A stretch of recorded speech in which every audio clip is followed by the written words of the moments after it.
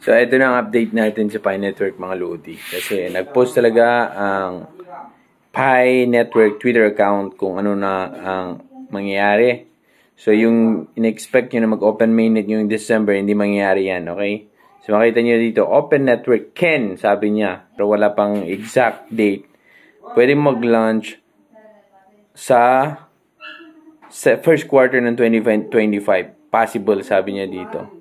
Reducing the gap between KYC and mainnet migrated pioneers. So, di ko alam ito yung bottleneck natin, mga Lodi. Yung KYC, yung pag-migrate ng mga token papunta sa mainnet. Okay, medyo nahihirapan ang Pi core team dito eh. Pero, okay, ito lang yung observation natin sa mga ibang project.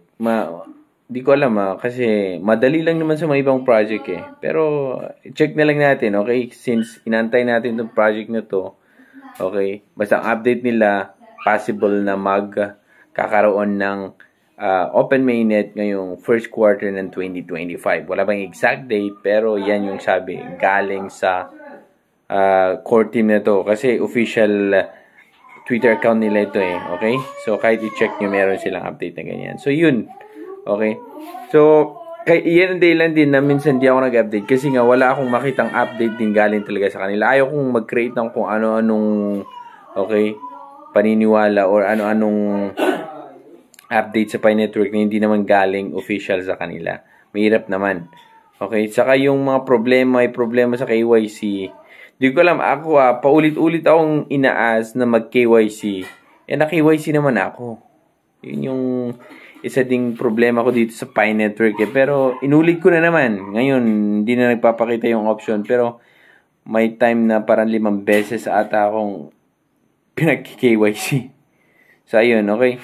So, kayo, pag di parang KYC na kayo. Kasi, hindi natin alam kung anong price nito, mga Lodi. Pero, ayun, maging kuha na lang tayo. Abangan na lang natin sa first quarter ng 2025, okay? At saka, isa pa, ganito na lang gawin nyo. Huwag kayo mag-focus sa isang project. Okay? Ang hirap niyan pag yung price ay hindi yun yung in-expect yung price pagdating. Mahirap yan. Okay? Kaya ang daming project dyan na kung saan pwede kayong kumita. Airdrop lang, mga Lodi. Mag-join kayo doon sa mga project na yun. Kasi learnings din naman yan. Part ng experience natin yan. Kasi lahat ng mga project dito sa Web3 about blockchain din naman eh. Okay? Blockchain, Web3, NFTs, DeFi, mga ganun. So, mag-join lang kayo sa mga project na ganyan. Mag-join lang kayo. Node, mga ganun.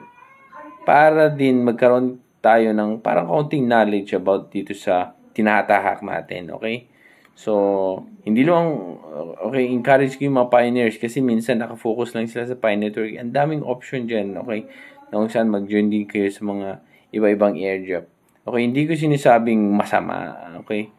Pero mas magandang may option din kayo na kung saan nag-grind na kayo ng Pi Network, grind nyo na din yung iba. Okay? Para kung sakaling yung expectation nyo dun sa project, yung price ng Pi Network ay hindi maganda, meron kayong inaabangan na iba. Ganun lang naman, okay? So, yan ang update natin. So, first quarter ng 2025, possible magkakaroon na ng open mainnet ang Pi Network, pero depende pa yan o kung ano yung bilis ng kanilang migration sa KYC as yung migration ng mga pioneers. So, ayan. God bless.